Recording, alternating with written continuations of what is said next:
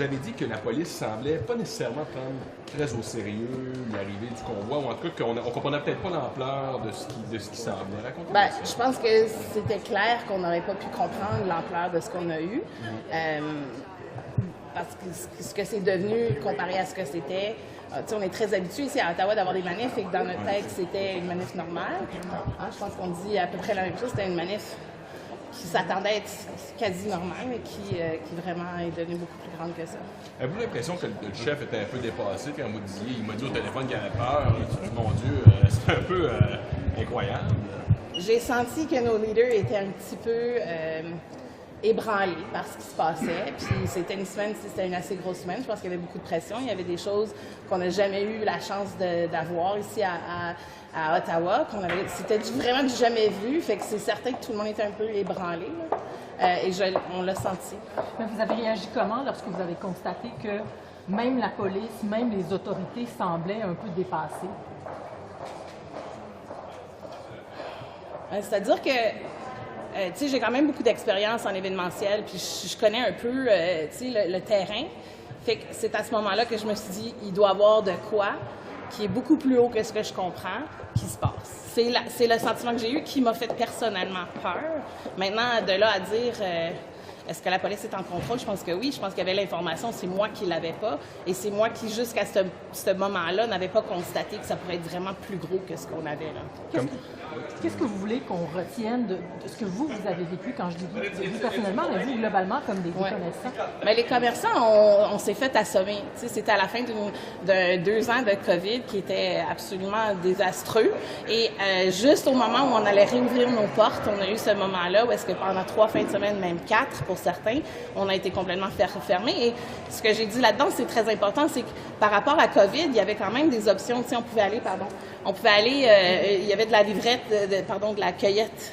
De la cueillette qui se faisait au magasin, il y avait des livraisons, mais ici, on ne pouvait vraiment pas rentrer, il n'y avait pas de livraison, il n'y avait pas d'Uber Eats à certains temps.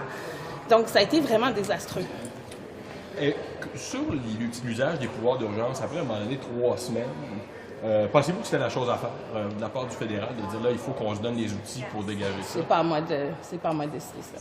Je sais qu'il était temps que quelque chose se fasse.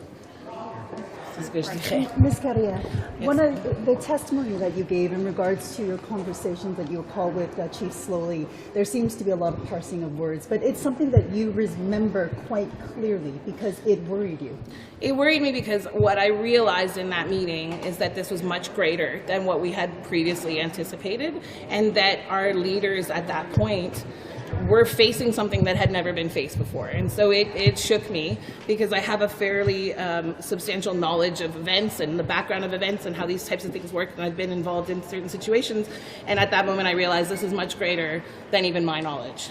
Did you get a sense that things were under control by the police at that moment? It's difficult to say what control looked like. I mean, it was a challenging time. Do you think, Mr. McHale, do you think the city was doing all that it could to keep things under control? I think, again, going back to the fact that this type of event hitting everybody, I don't think anybody could prepare for it. I think everyone went into it thinking it was going to be something, and it turned into something very different, and something that required different resources, different staffings, different equipment, and a different thought process as to how to deal with it. We heard testimony that you thought there was an email that came out in regards to the fact that many hotel rooms had been booked for 30 days prior to the convoy rolling in.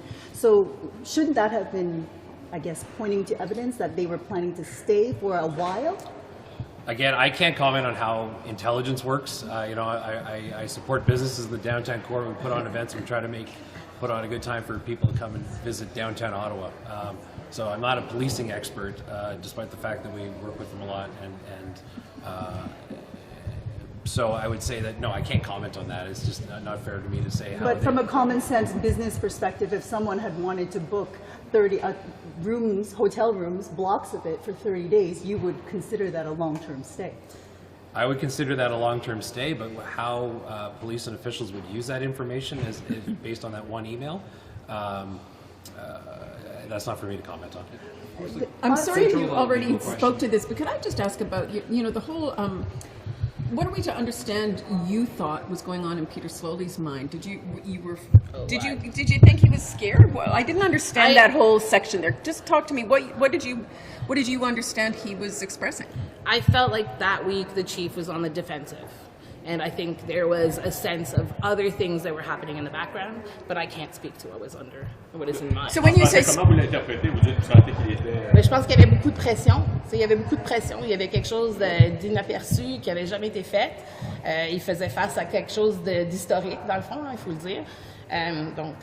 Was he overwhelmed, or... I can't comment. You don't know. He didn't say anything to you then? To me personally, we were in a meeting with a lot of people. He said a lot of things. But that's, and he said, you recall him saying that he was scared like you. I recall him feeling empathetic to the tension that we all had about what was happening in our downtown core. Yeah, but empathetic is one thing. I can say, that's too bad. But I mean, did you? What was his sense of what they were facing? I think what they were facing was incredibly daunting. That was my feeling. Dangerous? And perhaps more daunting than they had faced in the past. Dangerous? Did you sense they thought it was dangerous? I will be honest and say at that point I thought there were things that were dangerous in the downtown core that were happening, that were beyond our understanding as BIAs, as businesses, as citizens. Of course, there's the central legal question at the center of this inquiry, unless the government justified the Emergencies Act. But just as people who were called as witnesses and people who just live and work in downtown Ottawa and the central areas in Ottawa hard hit by the conflict. What are you hoping to see come out of the commission potentially in a broader picture? I don't know if it'll come out of recommendation out of the inquiry, but I certainly would like to see, being that I represent Sparks Street, we're often the middle of the town and the crown. And so one thing that we can certainly hope for is better coordination between the municipality and the federal government, and whose jurisdiction is responsible for what. This was an event with a group of people that had grievances with the federal government, and most of their actions happened on municipal property, which kind of left it into a bit of a weird situation. So for me personally and for our organization, what I'd like to see is better coordination of activities, events, both good and bad, when they happen in Ottawa in the future. And so hopefully with the information that's going to come out from communications between various organizations, that we'll see where there were, obviously there were some failings, I would think, but where we can build on that and learn and go forward. I would like I'm just going to add, I would like the commission to realize the sheer magnitude of what it was. What it looked like on TV as being a 2-block radius in front of Parliament Hill was actually not what was happening. It was a 9-kilometer long protest and occupation of our city that ran from Vanier to Westboro, that had tremendous disruption for our businesses and our citizens. Je veux juste l'entendre sur les signes précurseurs. Vous, comme représentant de la communauté d'affaires, n'avez-vous eu des signes que ça pourrait durer longtemps, cette affaire-là? Ben, regarde, si on lisait les médias sociaux, on savait qu'il y avait un train de 70 km ou, farfelu comme ça qui s'en venait dans notre direction. Fait que c'était difficile de croire qu'on pensait qu'il allait juste avoir 2000 camions, là. Fait que pour nous, c'est certain que ça semblait être plus gros, mais bon, on fait confiance à nos leaders et on fait ce qu'on a à faire. Il y avait des chambres d'hôtel aussi. Là. Il y avait des chambres d'hôtel qui étaient bookées aussi, ce que j'ai su par après, là, mais c'est certain que il y a peut-être raison de croire. Ms. Carrier, so you're a hockey mom. You did some reconnaissance work at the Coventry camp. Oh God, this is embarrassing. Your reaction? My son's gonna hate me. What was your reaction when you saw what was going on? Look, I think just like everybody else, there was some really great families and people that had strong opinions that wanted to voice them, and good people. There was also nefarious things and things that normally wouldn't be allowed to happen here in the city of Ottawa. You can't transfer fuel from your truck to a jerry can. You can't carry that jerry can down the street. You can't make a fire. You can't just put up a food truck or a food service of some sort and have it done. So there's a lot of things that we are watching and witnessing that we normally, as citizens, as business people, can't do in the city of Ottawa without a permit. And all of those things were being done willy-nilly for weeks on end. Were you aware that there were hundreds of police officers staying at the adjoining Marriott to that lot, and this was happening? I don't want to. No, I was not aware of that.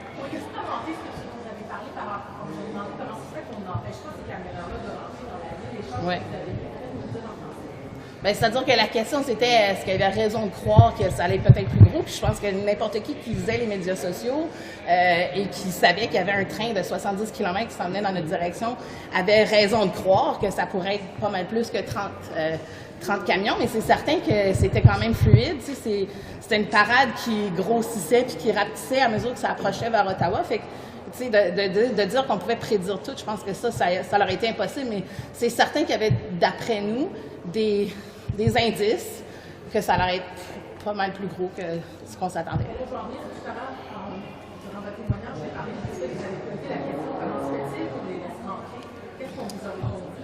Ben, c'est-à-dire la question, c'était, d'habitude, quand on fait des événements comme ça, on laisse pas rentrer les camions, on ferme nos rues. Pourquoi on peut pas fermer les rues? Puis on a eu plusieurs différentes réponses, mais que c'était juste pas la posture qu'elle allait être prise, là. Sorry, you're not. I'm just trying. The question was about whether or not, when we asked for candidate posturing, what were the answer that we were given? Sorry, I just need. I can't really recall that. What I would say is that our thinking was that this is. Like, why couldn't they candidate? Yeah, so the best answer I'd have is that as I recall it, we were told it's a freedom of movement, freedom of access, and freedom of speech things. Which, again, being on Sparks Street for almost a decade now, I've seen and witnessed thousands of activations on Parliament Hill. I mean, you could put 15,000 people on that hill, and you wouldn't even have a clue if you're a block away. The difference was we had 2,000, 3,000, 4,000 people and 1,000 vehicles that made this stretch into a 9-kilometer, 10-kilometer space, blocking roads and access to business and terrorizing residents with first horns and then just the revving of engines and silly little mischievous type stuff, which having lived through it for 3.5 weeks or so is just incredible. I mean, I got to go home to Canada every night. I come in every day and to be there for my businesses if they needed it. But the residents down here had to live it 24/7. And I have a couple shop owner who lives in the area, and she said it was horrible. And it was just, I couldn't imagine. I had a respite from it. And it was, we could talk about decibels and things like that and the occasional air horn, but if you ever just sit there listening and feeling the rumble of a dozen diesel engines, it's a different feeling. It can roll through your body in a way that's unsettling. And to, again, for our area to be subjected to that, was awful, quite honestly. And anyone could imagine just living beside a truck stop. That would give you a small taste of what that was. C'était assez clair pour vous qu'ils n'allaient pas bloquer les camions. Non, c'était clair. C'était clair. On avait demandé, puis on dit non. Puis il faut le mettre dans le contexte aussi qu'une manif avec 3000 personnes, c'est pas une immense manif à Ottawa, là. Donc, tu sais, encore une fois, bien qu'il y avait des communications qui disaient, bon, il va y avoir X manifestants, puis on s'attend peut-être que ça va développer à mesure que la fin de semaine se passe, c'est certain que pour nous, 3000 personnes, c'était pas alarmant. So I'll say it in English because I think it's important. It's when we were told about the protest initially, they were talking about 3,000 people. 3,000 people is not a gigantic protest here in Ottawa. It is a very small protest. It's not something I think that you would even that much of an right. And so 3,000 people did not seem at first like something that was worrisome. I mean, I think the thing that made it worrisome was the number of vehicles. That's what made it challenging. That's what we were hearing. Did you consider Coventry Road a threat, and did you feel that police were adequately dealing with that? I don't think Coventry Road was a threat in the beginning, but I think that it very quickly became a base camp. I think it was feeding the downtown core, and I think that there were things that were very dangerous there, like transferring of fuels and things that would go against normal rules here in the city of Ottawa that could put the residents and the businesses at risk. And I think that at times it was feeling nefarious, and other times it felt like a family gathering, depending on the day, depending on the time. So that I was there, that I experienced. Did police devote enough resources? I think the second weekend is when for me, the second weekend was really feeling like, okay, they're here to stay, and it's a different. It felt different. there was more settled in. You know, the small cars had, in Coventry specifically, the sort of family cars that were there had given way to, you know, major trucks, big infrastructure, tents, and, you know, the types of things you would see in a base camp that's supporting an operation or a big festival for several weeks. I'd say on Sparks Street, you felt it by Sunday morning. It's different. Really? Saturday evening, because that's where the heart of it was. That's so right. I would say that's where, again, having worked in the Corps for 20 years, you just, you know, you have energy for this, and or you have a feeling for it, and that you knew it was just a little different by Saturday night. And that's kind of, I think that kind of reflects what Nathalie was. It was for a lot of people that came in for a weekend and they left, and then a different kind of element was here for the remainder of them.